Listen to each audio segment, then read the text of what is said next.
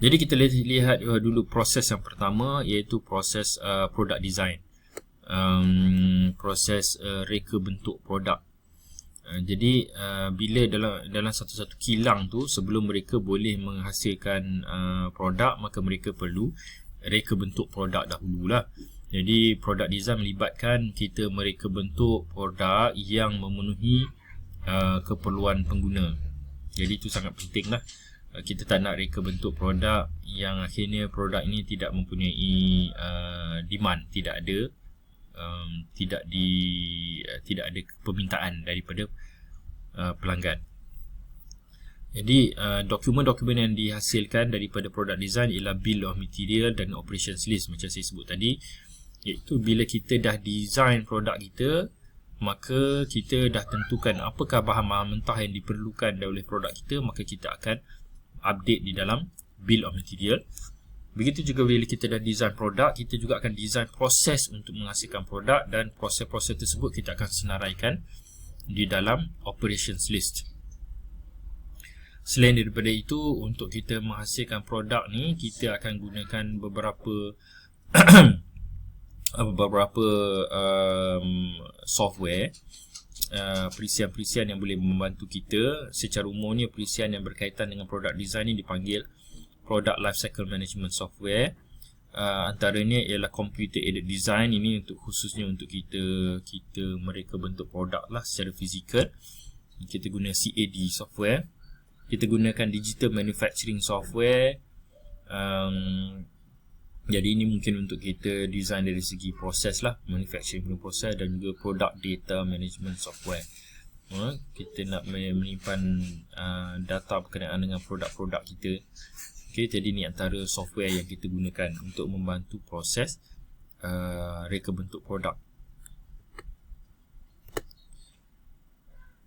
Proses yang kedua ialah planning and scheduling, iaitu perancangan dan penjadualan. Apabila kita telah reka bentuk produk dan kita bersedia untuk menghasilkan, sebelum kita menghasilkan, kita perlu rancang dahulu proses penghasilan. Okey. Jadi untuk kita membuat perancangan dan penjadualan ni, ada beberapa kaedah perancangan. Antaranya ialah manufacturing resource planning, manufacturing resource planning, dan yang kedua ialah lean manufacturing. Jadi dua teknik ini membantu kita untuk kita membuat perancangan dari segi pengeluaran lah. Dokumen-dokumen yang digunakan dalam proses perancangan dan penjadualan ni ialah Master Production Schedule. Jadi ini ialah jadual pengeluaran induk, yang ni umum lah. Maknanya kita boleh lihat penjadual untuk satu kilang kita, berapakah produk yang kita nak hasilkan, macam mana kita menjadualkan penghasilan produk, bilakah satu production line tu digunakan untuk menghasilkan satu produk berbanding dengan satu produk lain. Production order ataupun arahan pengeluaran.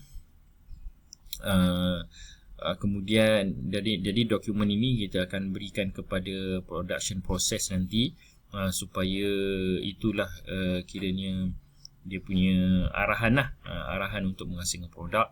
Materials requisition ini untuk menunjukkan bahawa kita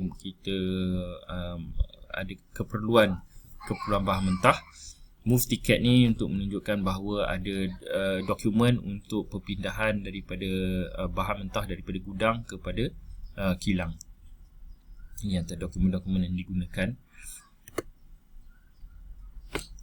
Di dalam kedua-dua proses ini ada ancamannya. Dalam product design ada ancaman, dalam planning and scheduling pun ada ancamannya. Di dalam product design, ancaman yang timbul ialah design yang menyebabkan excess cost. Reka bentuk yang menyebabkan kos bertambah kepada produk tersebut.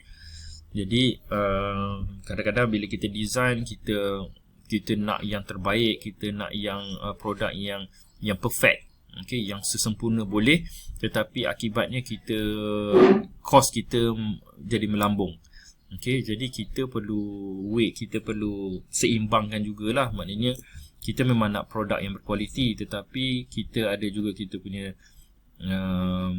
target pricing kita, berapa kita nak jual kepada pelanggan. Jadi oleh sebab itu, dah semasa produk design, kita perlu reka bentuk produk supaya produk kita mencapai hasratnya.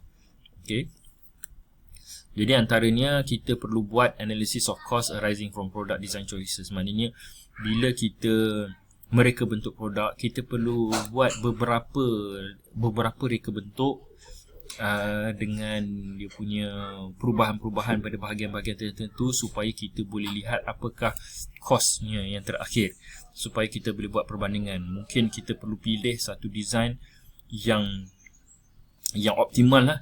Okay, produk design yang kita rasa dapat memenuhi keperluan pelanggan, tapi dalam masa yang sama kita masih boleh dapat keuntungan. Kita takut kita terlalu optimistik, kita design yang terbaik tetapi kosnya melambung sehingga kita akan rugi bila kita jual barang tersebut. Jadi kita perlu ada alternative design, dan setiap alternative design tersebut perlu kita nyatakan apakah kos dia supaya kita boleh buat pilihan lah. Selain daripada itu, kita buat analisis of warranty and repair cost. Jadi kita buat analisis warranty and repair cost ni, warranty cost pemulihan ke atas produk-produk kita yang lepas, supaya kita boleh tahu apakah kelemahan pada produk yang lepas dan di manakah kita boleh buat penambahbaikan supaya kita boleh mengurangkan kos pembaikan, kos warranty ni dapat kita kurangkan.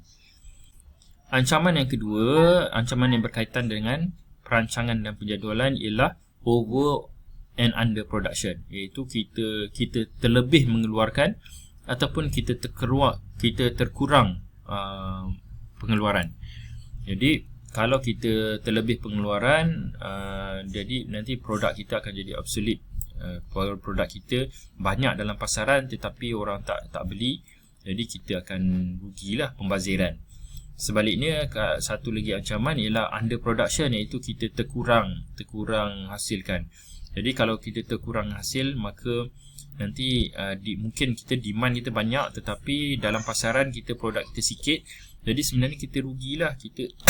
Kita sepatutnya berupaya untuk mendapat revenue yang lebih, tetapi kerana penghasilan kita kurang, maka kita telah menghadkan kita punya revenue, kita punya hasil, kita punya jualan kita. Jadi kita rugilah, kita tak ambil peluang lah kan.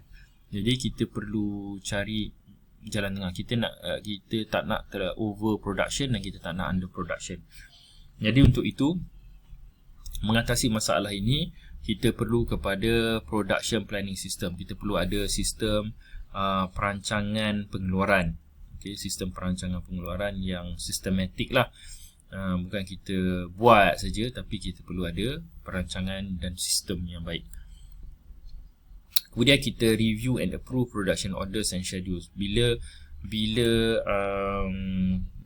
production order disediakan, kita perlu semak balik lah, perlu ada proses approval. Kemudian kita restrict access to orders and schedule. Kita hadkan capaian kepada order and schedule supaya tidak ada orang boleh ubah maklumat tu sewenang-wenangnya lah.